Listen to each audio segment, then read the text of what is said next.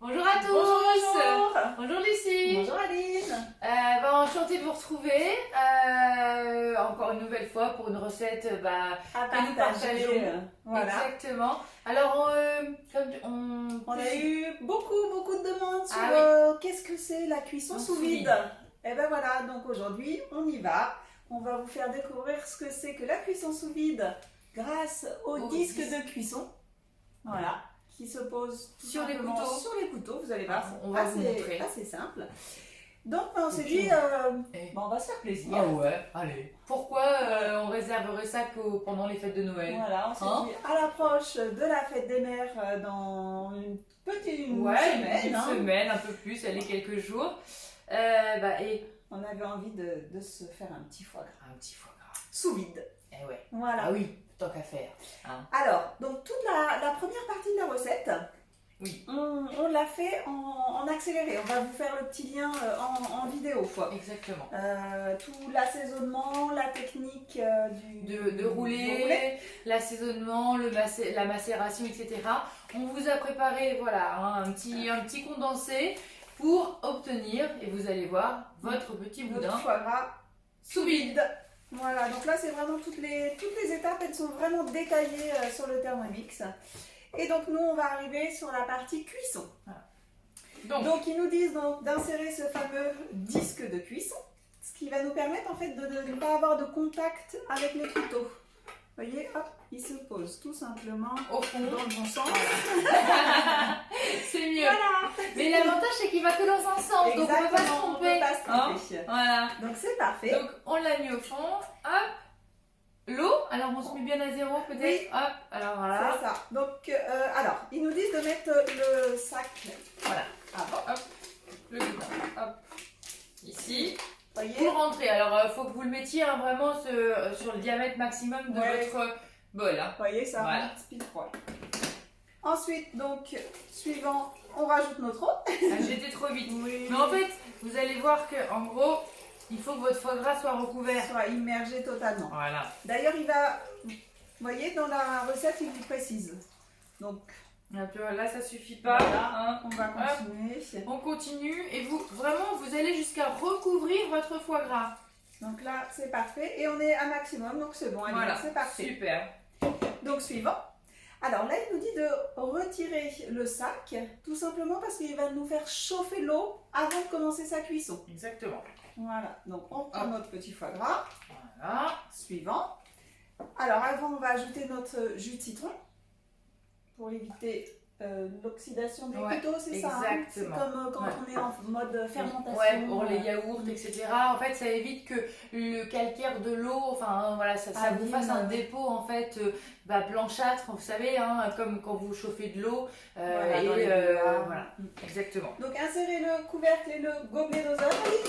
Hop là, il est là, c'est parfait. Il est toujours quelque part hein, à un moment donné. Hein. Soit il est en train de sécher. Et donc là, on va découvrir en plus la formule bouilloire. La fonction bouilloire. Voilà. Donc là, il va nous faire chauffer notre eau à 60 degrés. C'est-à-dire qu'on n'a pas de temps qui s'affiche, dans le sens où en fonction de la température de l'eau, c'est lui qui va nous dire à quel moment il va être prêt à 60 degrés pour continuer notre recette. C'est Thermomix. Il connaît même la température de sol. Voilà. Donc on laisse monter à température à 60 degrés pour continuer notre recette.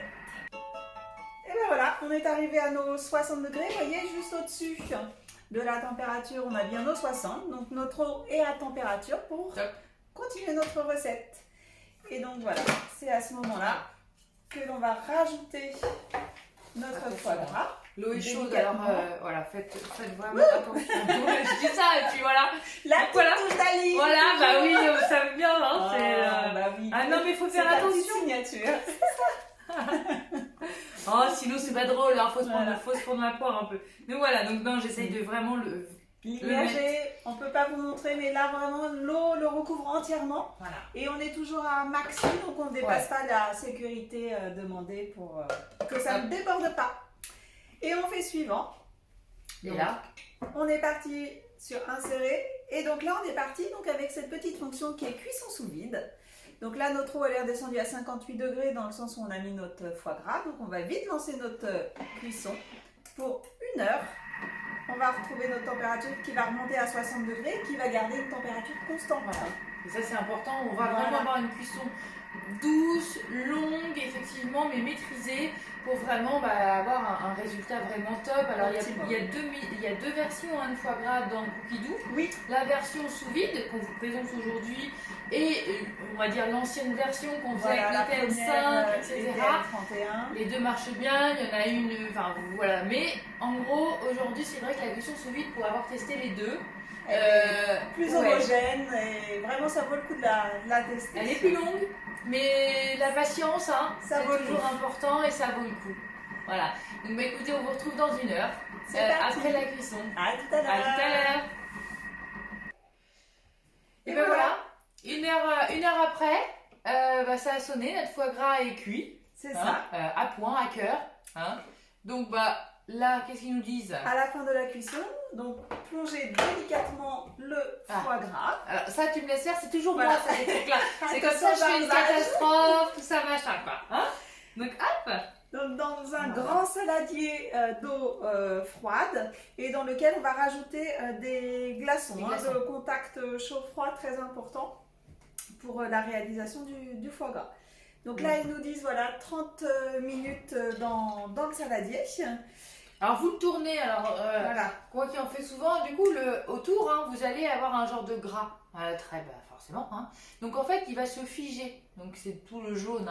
Donc en fait n'hésitez pas de temps en temps le retourner pour qu'en fait ça se fige d'une manière assez homogène, voilà. Pour que quand vous fassiez des belles tranches, que le gras soit pas d'un côté et rien de l'autre, ça fait plus joli. Voilà le petit truc, voilà, c'est pour peaufiner, mais bon, voilà. Donc écoute, 30 minutes après, voilà. Qu'est-ce qu'il nous reste à faire? Eh bien, au bout des 30 minutes, vous pouvez donc enlever la partie que l'on a scellée, et puis le laisser au frais au minimum 3 jours. 3 jours de patience. Pour bien qu'il macère, qu'il continue à s'aromatiser, voilà, pour vraiment un résultat optimum, c'est 3 jours minimum. Donc 3 jours ça vous laisse le temps de le faire tranquillement pour être prêt pour la fête des mères. Exactement, donc vous avez le temps d'aller en acheter un, de le faire tranquillement, avec amour, puisque la fête des mamans, c'est ça aussi, c'est l'amour de la famille et tout ça. Donc écoutez, en tout cas, n'hésitez pas si vous voulez aller vous farfouiller sur Cookidoo. Oui, il y a plein de recettes, avec le fameux disque de cuisson, donc n'hésitez pas à aller voir. Qui se trouve un peu ici. Alors je vais vider l'eau, regardez, je vais vider délicatement pour ne pas en mettre partout, mais pour ça c'est voilà. Pour vous montrer la forme du disque de cuisson, s'il n'est pas trop chaud, ça va? Non, ça va. 58 donc voilà. Donc il est un peu il a des courbes, voilà. Il a des belles courbes, voilà. Et du coup, il se pose tout simplement sur les couteaux. Donc si vous voulez ce petit accessoire, qu'on vous l'offre, voilà, n'hésitez pas. Et écoutez, en MP, contactez-nous et c'est avec plaisir qu'on viendra réaliser tout type de recettes diverses et variées avec vous et avec toujours un très très grand plaisir. C'est bien ça. Et bien écoutez, rendez-vous la semaine prochaine pour continuer notre repas fête des mères. On vous a trouvé un petit gâteau petit dessert assez sympa à réaliser en famille. Donc on vous dit rendez-vous vendredi prochain pour découvrir la nouvelle recette. À bientôt. Bonne semaine.